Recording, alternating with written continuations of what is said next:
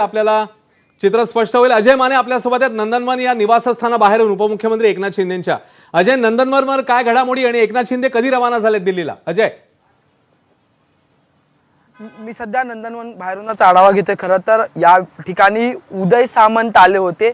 उदय सामंतांसोबत त्यांची बैठक पार पडली आणि उदय सामंत त्या बैठकीनंतर बाहेर पडले। त्याच्या काही वेळानंतर एकनाथ शिंदे निघाल्याची सूत्रांची माहिती आहे। माझा सहकारी सूरज सावंत आपल्या सोबत आहे। सूरज, तू शिवसेना एकंदरीत जवळून पाहत आलेला आणि आता नेमक्या काय घडामोडी आहेत? नक्कीच एकनाथ शिंदे यांच्या संदर्भात नाशिक जळगाव या संदर्भातली बैठक ही एकनाथ शिंदेंची उदय सामंत यांच्यासोबत झाली। त्यानंतर उदय सामंत हे भिवंडीच्या दिशेने रवाना झाले आणि त्यानंतरच एकनाथ शिंदे हे कॉन्वे इथे ठेवूनच दिल्लीला गेले असल्याची जी चर्चा ही उडालेली आपल्याला पाहायला मिळते। त्याचबरोबर ती दुसरीकडे ठाकरेंचे काही खासदार आहेत हे देखील दिल्लीला पोहोचत असतानाच मोठा धक्का हा पुढील 2 तासात एकनाथ शिंदे यांच्याकडनं उद्धव ठाकरेंना दिला जाणार असल्याचं देखील सूत्रांची माहिती मिळते। त्यामुळे एकूणच घडामोडींना वेग आलेला आहे। शिवसेनेत मागील अनेक दिवसांपासून ठाकरेंचे जे खासदार आहेत यांच्या येण्यासंदर्भात किंवा ऑपरेशन टायगर संदर्भात जी चर्चा होत होती त्याला कुठेतरी आता वेग येताना आपल्याला पाहायला मिळत होतं।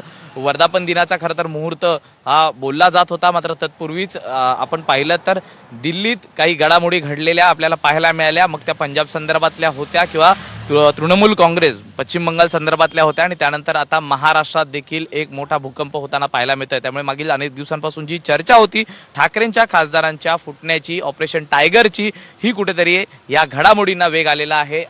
जवळपास अर्ध्या तुला मध्ये थांबवतो। खरं तर काही वेळापूर्वी मी जो स्क्वॉड एकनाथ शिंदेसोबत असतो त्यांच्याशी चर्चा केली असं त्यांनी सांगणं टाळलंय। पण तुझी नेमकी माहिती काय? खरंच ते दिल्लीला गेलेत का, की त्यांचं जे शासकीय निवासस्थान नंदनवन आहे जिथून आपण वार्तांकन करत तिथे ते आहेत? याआधी देखील एकनाथ शिंदेंनी अशाच पद्धतीने कॉन्व्हॉय सोडून दिल्लीवारी केल्याच्या अनेक घटना आहेत, अनेक उदाहरणं आहेत। त्यानंतर कालांतरानं उघडकीस देखील आलेल्याचं आपल्याला कळालेलं होतं। त्यामुळे नुकतेच 15-20 मिनिटापूर्वी एकनाथ शिंदे हे नंदनवन बंगल्यावरून निघाल्या असल्याची जी चर्चा आहे याला कुठेतरी आता जोर धरताना मिळत आहे। सूत्रांनी दिलेल्या माहितीनुसार एकनाथ शिंदे हे दिल्लीसाठी रवाना होत असल्याचं देखील कळतंय। त्यामुळे या एकूणच घडामोडी पाहता ठाकरेंचे खासदार हे आता दिल्लीत भेटणार का आणि पुढे नेमक्या काय घडामोडी? खरं तर 7:30 वाजता एक चार्टर्ड विमानाने ठाकरेंचे खासदार दिल्लीत दाखल झालेलं पाहायला चर्चा आहे। दुसरीकडे अरविंद सावंत, अनिल देसाई, संजय राऊत ही मंडळी सुद्धा दिल्लीत आहे। त्यामुळे या सगळ्या घडामोडींकडे कसं पाहायचं आता? सूत्रांनी मिळालेल्या माहितीनुसार ठाकरेंच्या अगदी जवळचे खासदार आहेत ते देखील या संपूर्ण ऑपरेशन टायगर मध्ये सहभागी असल्याचं कळतंय। त्यामुळे जवळपास 5 खासदार हे होते आणि आणखी एक म्हणजे 6 जणांच्या सह्या या घेण्यात आल्याचं कळत होतं। त्यामुळे 6 खासदार हे आता दिल्लीत जाणार आहेत आणि लवकरच त्यांसंदर्भातली घडामोडी घडताना पाहायला मिळतात।